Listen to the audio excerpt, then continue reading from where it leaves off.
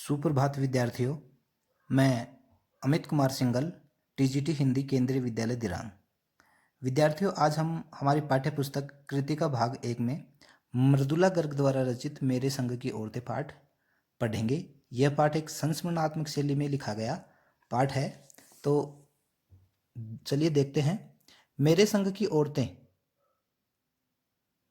यह एक नए प्रकार की शैली में लिखा हुआ संस्मरणात्मक गद्य है। कैसा है? नए प्रकार की शैली में लिखा गया है संस्मरण। ये संस्मरणात्मक किससे बना है? संस्मरण से बना है, यानी पुरानी यादों से। परंपरागत तरीके से जीते हुए भी लीक से हटकर कैसे जिया जा सकता है, यह पाठ ऐसी औरतों पर केंद्रित है। यानी परंपरागत तरीके से जीते हुए भी लीक से हटकर कैसे जिया जा सकता है, यह पाठ ऐसी औरतों के लिए है।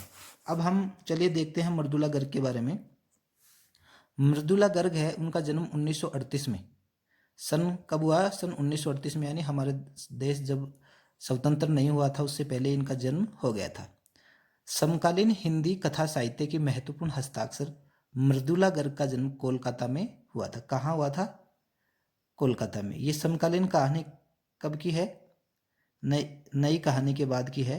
ये साठोत्तरी कविताएं हैं, 1954 के बाद की ये हैं। ये उन्होंने दिल्ली विश्वविद्यालय से एमए अर्थशास्त्र में किया, इकोनॉमिक्स में एमए किया। भारत के विभिन्न शहरों में रहने के बाद सन 1974 में दिल्ली में रहकर स्वतंत्र लेखन, कथा साहित्य के अलावा इन्होंने अपने समय और समाज की समस्याओं पर वैचारिक निबंध भी लिखे हैं। कथा साहित्य के अलावा, यानी कहानियां लिखने के अलावा, उन्होंने क्या किया है? अपने समय और समाज की समस्याओं पर वैचारिक निबंध भी लिखे हैं। मृदुला गर्ग ने कथ्य और शिल्प दोनों स्तरों पर गद्य लेखन की प्रचलित परिपाटी को तोड़ा है। इनकी प्रमुख कृतियां हैं उसके हिस्से की धूप, अनित्य, चितकोबरा, कठगुलाब, ये इनके उपन्यास हैं मृदुला गर्ग के। संगति विसंगति 2 खंडों में संपूर्ण कहानियां हैं। रंग ढंग, चूकते नहीं सवाल इनके निबंध संग्रह हैं। तो ये हमने पाठ देखा, मृदुला गर्ग का परिचय देखा। अब हम पाठ को देखते हैं।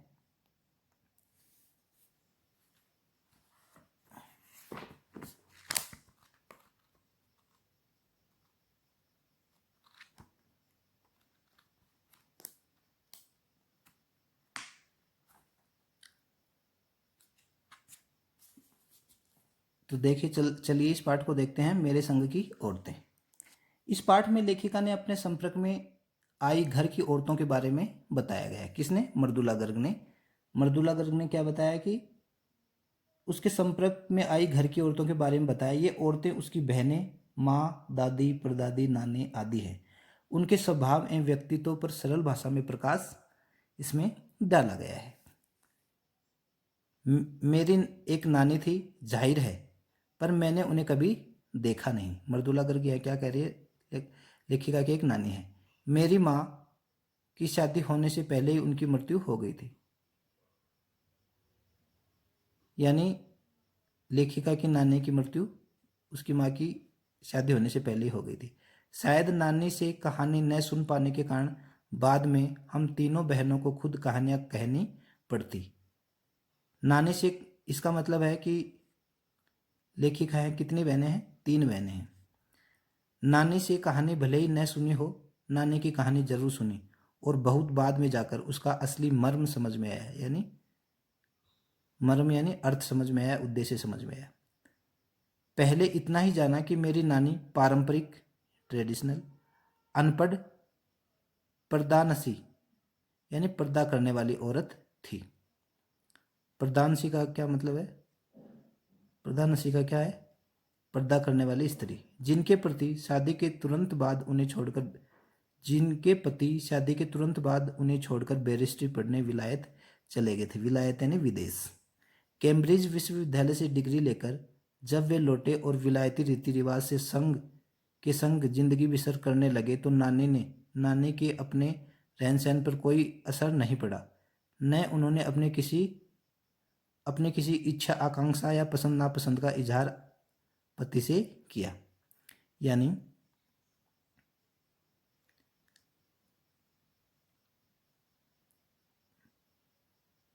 उसकी नानी कैसी थी? पारंपरिक थी, अनपढ़ थी, पर्दा करने वाली औरत थी। और लेखिका के नाना शादी के तुरंत बाद उसकी नानी को छोड़कर कहाँ चले गए? बैरिस्ट्री यानी वकालत की पढ़ाई, कानून की पढ़ाई पढ़ने विलायत चले गए। और कहाँ से डिग्री लेकर लौटे? कैम्ब्रिज विश्वविद्यालय से डिग्री लेकर लौटे। और विलायती रीति रिवाज के संग जिंदगी बसर करने लगे, यानी पाश्चात्य संस्कृति के हिसाब से जीने लगे। क्यों? क्योंकि उन्हें वहां रहते हुए कई दिन हो गए थे, तो उसी में रंग ढंग में ढल गए थे। नानी ने तो अपने रहन सहन पर उसका कोई असर नहीं पड़ा, न उन्होंने अपनी किसी इच्छा, आकांक्षा या पसंद नापसंद का इजहार पति पर कभी किया।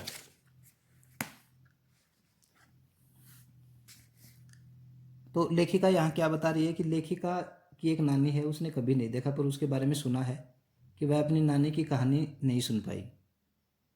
ये बात इसमें बताई गई है। लेखिका को पता चला कि उसकी नानी क्या है? पारंपरिक है, अनपढ़ है, पर्दा करने वाली स्त्री है।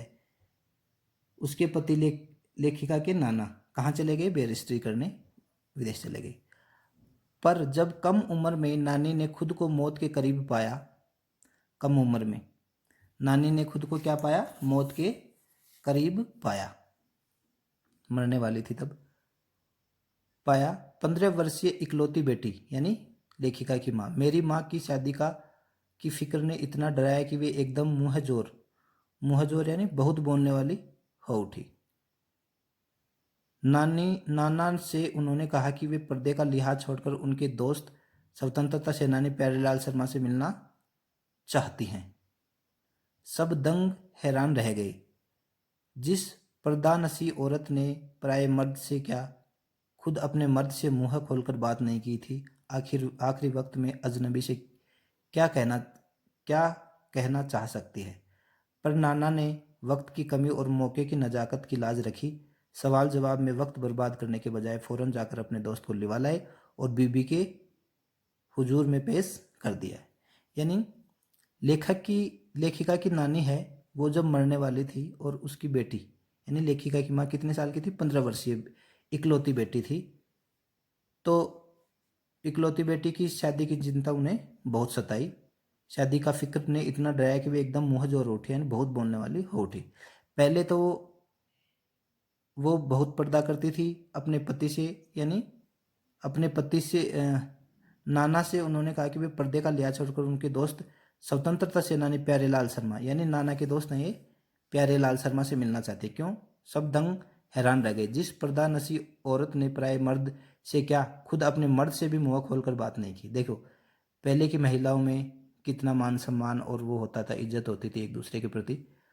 पर्दानसी औरत ने पराये मर्द से क्या, खुद अपने मर्द से मुंह खोलकर बात नहीं की। और आजकल की कितनी बोलती है चपर चपर। आखिरी वक्त में अजनबी से क्या कहना चाह सकती है, सब सोच में पड़ गए।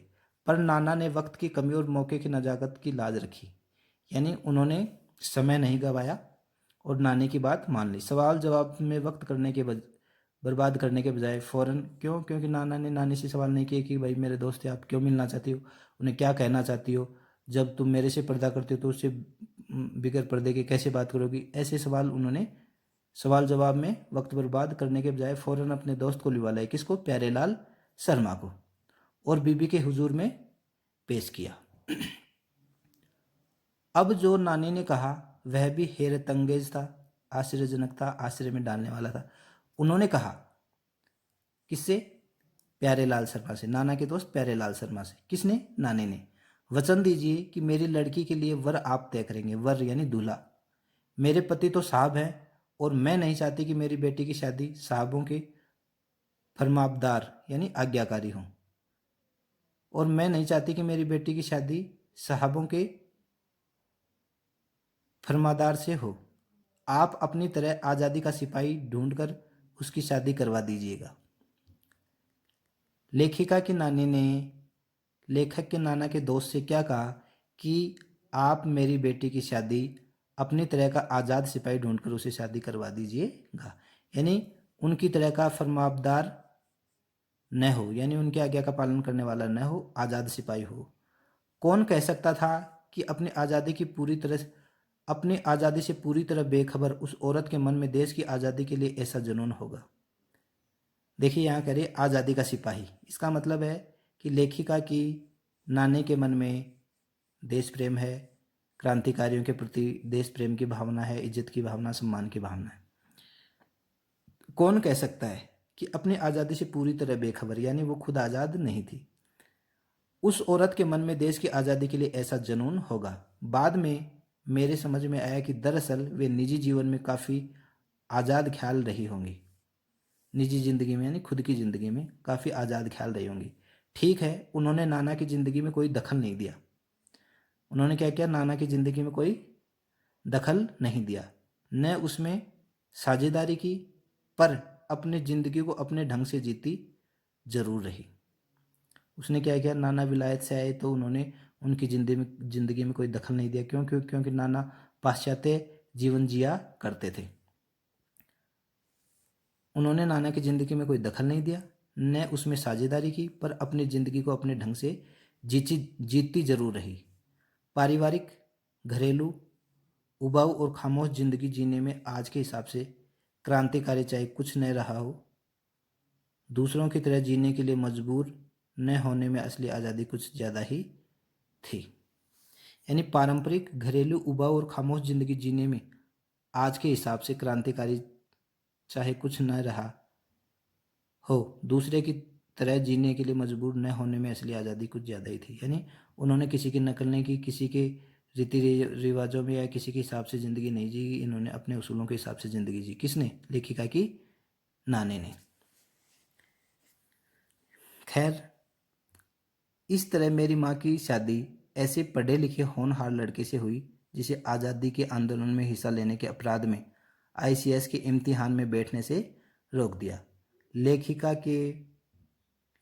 की माँ की सगाई या शादी किस लड़के से हुई? ऐसे लड़के से हुई जो आज़ादी के आंदोलन में हिस्सा लेने के अपराध में ICS यानी कलेक्टर के एग्जाम में के इम्तिहान यानी परीक्षा में बैठने से रोक दिया।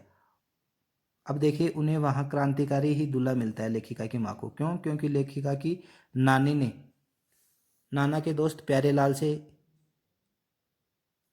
लेखक प्यारेलाल से क्या प्रार्थना की थी कि आप अपनी तरह का आज़ाद सिपाही ढूंढकर उसकी शादी करवा दीजिए।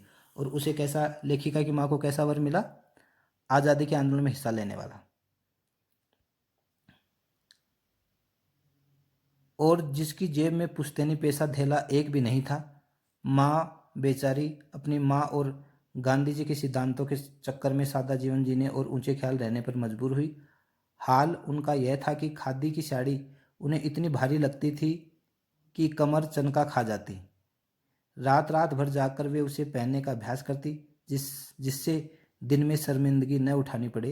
वे कुछ ऐसी नाजुक थी कि उन्हें देखकर उनकी सास यानी मेरी दादी ने कहा, हमारी बहू तो ऐसी है कि धोई पोंछी और छींके पर टांग दी।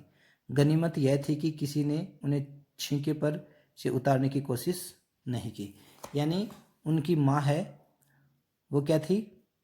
आज़ाद ऊंचे ख्यालों वाली थी। अपनी माँ और गांधी जी के सिद्धांतों के चक्कर में सादा जीवन जीने और ऊंच ख्याल रखने पर मजबूर हुई। क्यों?